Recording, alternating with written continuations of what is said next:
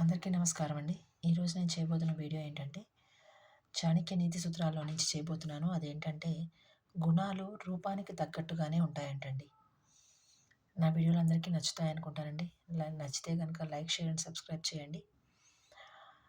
Late చేయకుండా వీడియోలోకి వెళ్ళిపోదాం. శ్రీమాత్రే నమః, శ్రీ గురుభ్యో నమః. గుణాలు రూపానికి తగ్గట్టే ఉంటాయంటండి. అది ఎందుకు చాణక్యుడు అన్నాడో నాకైతే తెలీదు కానీ, ఈ యొక్క లైన్ ఇందులో ఎందుకు ఈ పుస్తకంలో ఎందుకు చేర్చబడిందో తెలీదు కానీ, ఈరోజు నేను ఉదాహరణగా తీసుకునే ఒక చిత్రపటాలు దేవుడికి విష్ణుమూర్తికి సంబంధించిన చిత్రపటాలను నేను ఉదాహరణగా తీసుకోవడం జరిగింది. ఇప్పుడు సపోజ్ రాముడున్నాడండి. రామచంద్రమూర్తి ఉన్నారనుకోండి. ఆయన ఎంత అంటే పితృవాక్య పరిపాలన చేశాడు. అలాగే మనిషి 6 అడుగుల ఆజానుబాహుడులా ఉండేవారట. ఆ కాలం నాటి చిత్రపటాలు చూస్తే అర్థమవుతుంది. అలాగే స్వామి చాలా సుందరంగా ఉండేవారట. ఇంకా సీతాదేవిని ఆయనకి ఇవ్వడం అంటే ఆవిడ ఎంత గుణవంతురాలు, అలాగే ఎంత చూడచక్కనైన తల్లి అయి ఉంటుందో మనం ఊహకు కూడా అందదేమో.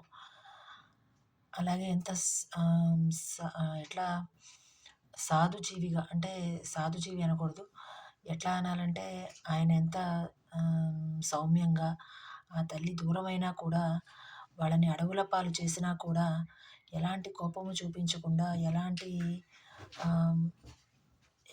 ఒక క్రోధాన్ని కానీ ఏ గుణాన్ని కూడా బయటకి కనపడకుండా స్వామి పితృవాక్య పరిపాలన చేశారు. అలాగే సీతాదేవి ఆ తల్లి కూడా ఆయనతో పాటు అడవులకు వెళ్ళి రావణాసుడి లంకలో ఒక్కతే సంవత్సర కాలం గడిపినా కూడా ఆవిడ సైతం స్వామి కోసం ఎదురు చూస్తూ ఉండిపోయారు. అలాంటి గుణాలు ఉన్న తల్లి కాబట్టి రావణాసురుడు లాంటి రాక్షసుడే ఆ తల్లిని మోహించాడంటే ఆ తల్లి ఎంత గుణవంతురాలు, ఎంత అందమైన సుగుణాలు, ఎంత గుణశీలత్వం ఉన్నది అని మనము చెప్పుకోవాల్సిన అవసరం లేదు. ఇంకా కృష్ణుడు ఉన్నాడంటే ఆయన నీలమేఘశ్యాముడు అంటారు ఆయన్ని.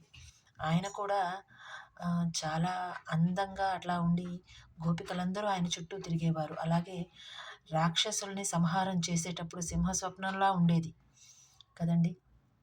అదేవిధంగా మనం చూసినట్లయితే ఇంకా రావణాసురుడు ఆయన నల్లగా ఉండేవాడనండి. ఇది నల్లగా ఉండేవాడని మీకెలా తెలుసండి అంటే, సుందరాకాండ చదివితే గనక సుందరాకాండలో కొన్ని లైన్స్ ఉంటాయండి. మినపరాశిలా నల్లగా ఉంటాడని. మినువులు నల్లగానే ఉంటాయి కదండి కొద్దిగా. ముదురు పచ్చ రంగు కదా! బాగా ముదిరిపోయిన పచ్చ రంగనమాట. అంటే అంత ఆ నలుపుని తలపించేలా ఉండేవాడట రావణాసురుడు. ఆయన గుణాలు కూడా అలాగే ఉన్నాయి కదండీ. నరమాంస భక్షణ చేసేవాడు, అందరిని హింసించేవాడు. ఎంతోమంది కన్యలను, ఎంతోమందిని యుద్ధాల్లో ఓడించి వాళ్ళ భార్యలని ఆయనతో పాటు తెచ్చుకొని అలా భార్యని బాధపెట్టాడు. అన్నదమ్ములని కూడా యుద్ధంలో ఆయన కోసంగా వాళ్ళందరూ ప్రాణత్యాగం చేశారు. అలాగా. ఇకపోతే విభీషణుడు. ఆయన ఆంజనేయ స్వామి ఈ యొక్క సీతమ్మ వారి అన్వేషణలో ఉన్నప్పుడు ఆయన గృహానికి వెళ్ళినప్పుడు మాత్రం అక్కడ శాంతి ఆయనకు దొరుకుతుంది. అంటే ఆయన ఎలాంటి వ్యక్తి అయి ఉంటారో ఆ విభీషణుడు కదా! ఈయన సోదరుడైనా కానీ ఈయన గుణాలు లేవు. అంత శాంత స్వభావి అయి ఉండవచ్చు. అట్లాగా రూపాన్ని బట్టి, అదే గుణాన్ని బట్టి రూపం కూడా ఉంటుంది. రూపాన్ని బట్టి గుణం కూడా ఆధారపడి ఉంటుందనేది వీళ్ళ క్యారెక్టర్స్‌ని వీళ్ళ యొక్క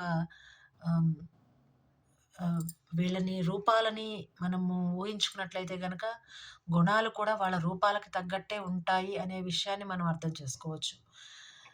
ఇది ఎవరిని నొప్పించడానికి చేసిన వీడియో కాదండి. జనరల్‌గా ఇక్కడ ఇవ్వబడిన లైన్స్‌కి తగ్గట్టుగా నేను చేయడం జరిగింది. ఈ వీడియో అందరికీ ఎలా అనిపించిందో నాకు కామెంట్స్‌లో చెప్పండి. నచ్చితే కనుక లైక్, షేర్ అండ్ సబ్స్క్రైబ్ చేయండి. నమస్కారం.